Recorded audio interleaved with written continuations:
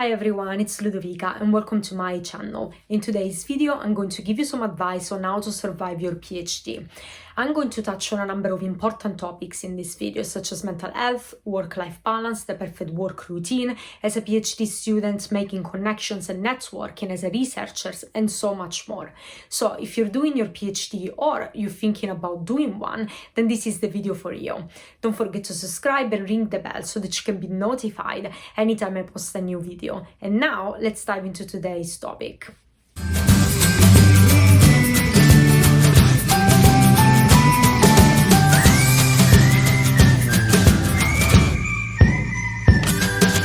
So to give you a little bit of a context regarding my PhD journey, as well as my expertise on the topic really, I am currently doing my PhD in the UK at the University of Leeds, where I'm working on a project in between political philosophy and the theory of action. So I'm doing qualitative research and I just finished the second year of my PhD and I'm about to start the third one in October 2021.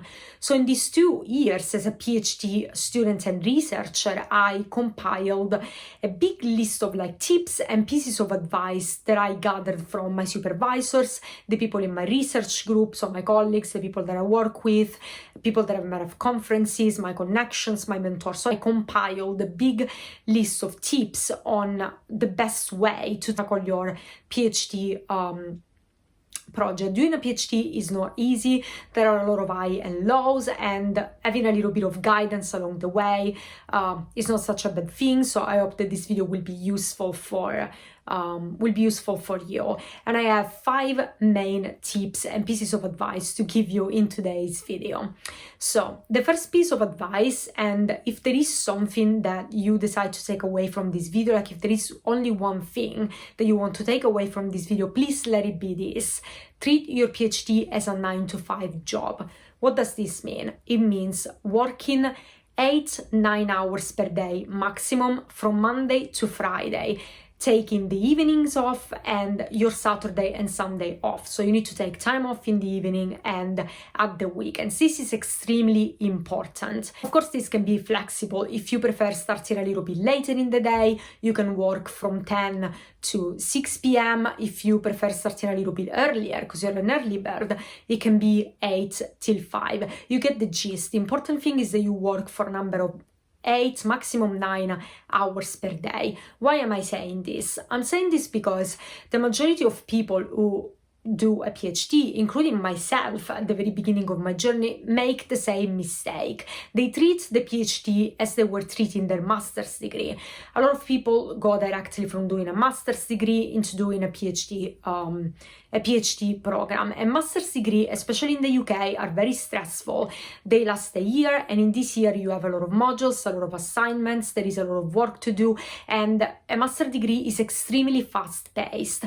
The nature of the master's degree basically forces the students to work all day, every day, because there is simply too much work to do and there are not that many hours in a day to do the work. The PhD is completely different from your master and even from your undergraduate degree. You have 3 years to complete a research project. Granted that there are a lot of things to do during your PhD as well, because you need to conduct your research, you need to analyze data, you need to write, you need to teach, you need to go to conferences, you need to publish papers. So there are a lot of these aspects to take into consideration. So your to-do list is infinite. There are a lot of things to do, but 3 years is actually a very long time to complete your project if you are organized, if you plan well, and if you stick to your plan.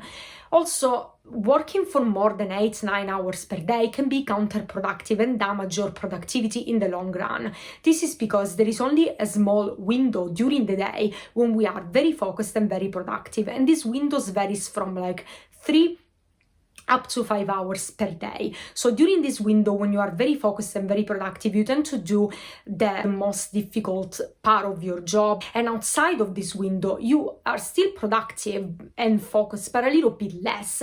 And you tend to do the easiest parts of your jobs. So working for 14 hours per day is actually counterproductive because you're not gonna be focused for the entire time.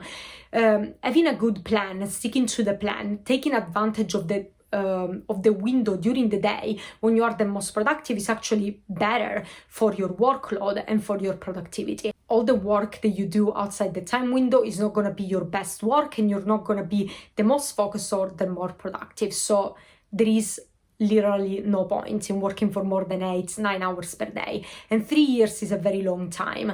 So if you are very organized, you can make the most of it and you can get everything done. The second piece of advice that is actually connected to what I just said is to take adequate time off. If you don't take time off, your body will do it for you. I can guarantee that 100%. What does this mean? This means that if you work all day, every day, your body is not going to be able to sustain that workflow and is not going to be able to sustain that rhythm of work. You are soon going to feel tired, sluggish, stressed, not focused. This is going to damage your mental and physical health in the long run. It is impossible to sustain the work rhythm without negative consequences for your mental and physical health.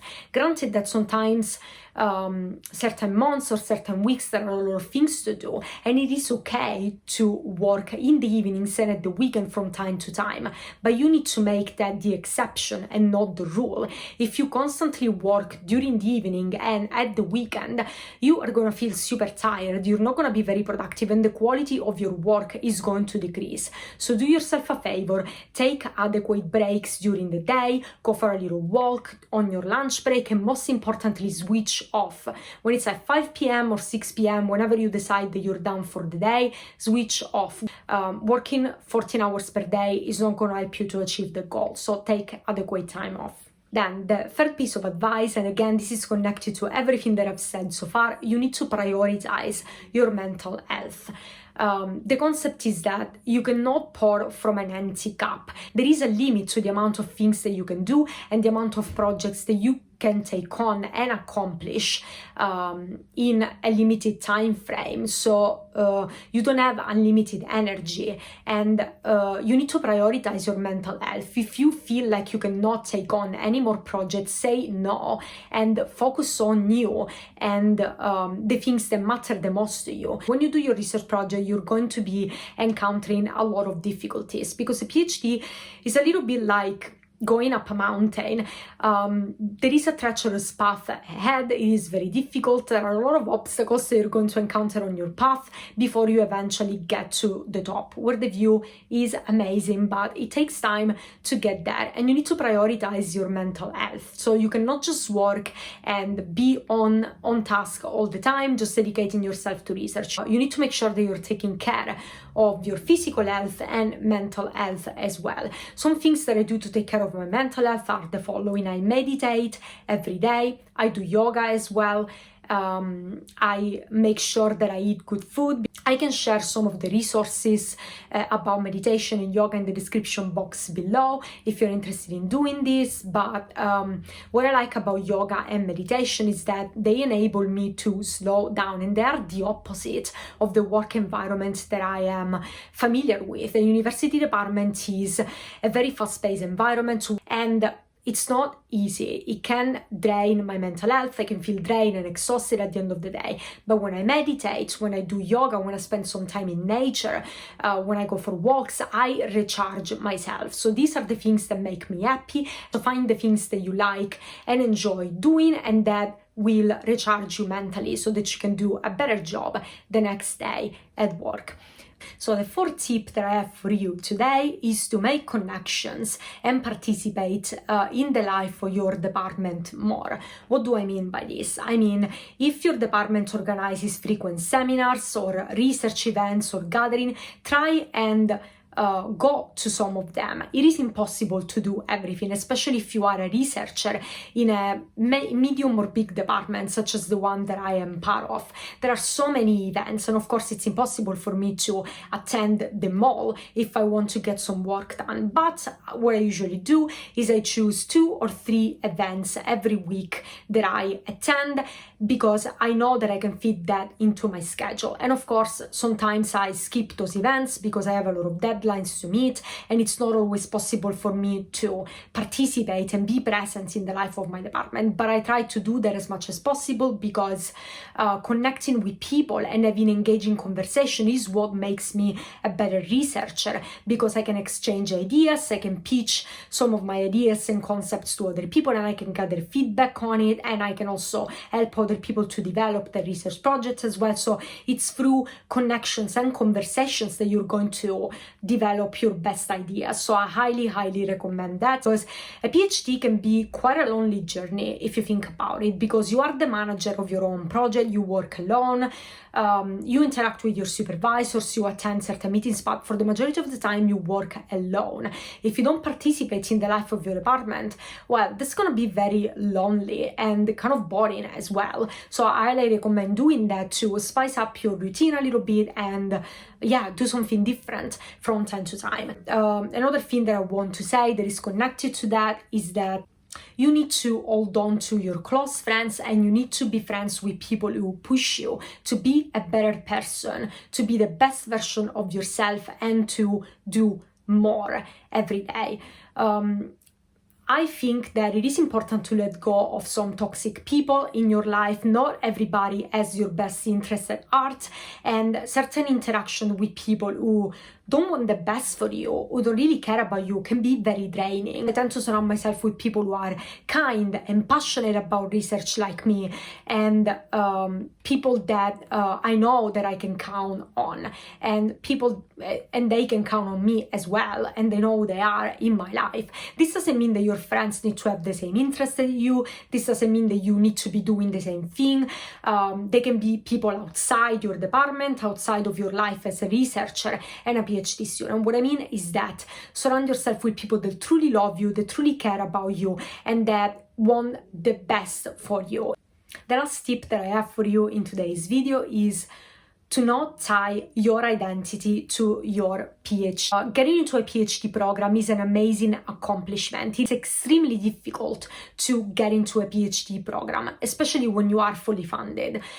So it is an amazing accomplishment and something that you should be extremely proud of. However, the fact that I'm doing a PhD and that I'm a researcher is not everything that there is to know about me. I am a complete person with a lot of hobbies, a lot of passions, and it is important, I think, to not lose sight of who you are outside of your department and outside of your research program. You are way more than your PhD. You have a life outside of that, so don't lose sight of who you are, of your hobbies and your passions. If you enjoy running, going to the gym, make sure you do that when you're done with your working day. It's extremely easy to get lost into your PhD projects because, again, there are a lot of things to get done, and your to-do list is pretty much infinite. There are not that many hours in a day to get everything done, and when you are a researcher, you sort of like read a lot and you write a lot and you're very passionate. I mean, most of the times you're very passionate about what you do, and you talk about that all the time, especially when you hang out with people from your department. So you talk about research, you talk about, new papers and new discoveries that have happened in the week and stuff like that. And it's extremely easy to be absorbed by all of that. PhD has a lot of lows and a few highs. This means that there are a lot of difficulties on your path and a very few moments where you feel like you're on top of things. The majority of the time you feel overwhelmed, you feel like you're not good enough, you are eaten alive by imposter syndrome. So there are a lot of lows and very few highs, and if you hold on to your hobbies and your passions, if you don't lose sight of who you are, it's gonna be way easier to get through the lows of your PhD program. Sometimes when work is not going really well, when you receive negative feedback, when your paper has been rejected for publication and stuff like that, you feel extremely sad and depressed. And if you remember to do the things that you love, such as, hiking, spending time in nature, and painting in my case, it's gonna be way easier for me to get through that. So make sure you don't lose sight of yourself and your identity, and that's gonna make you stronger. So this goes ahead and concludes today's video. Thank you so much for watching, everyone. I decided to stop recording here for today because otherwise the video was going to be extremely long, but I have other tips and advice that I'm going to put into another video that is going to go live on my channel next week. So there is going to be another How to Survive Your PhD part 2. So subscribe to my channel and ring the bell to be notified anytime I post a new video. Thank you again for watching, and I'll see you in my next video.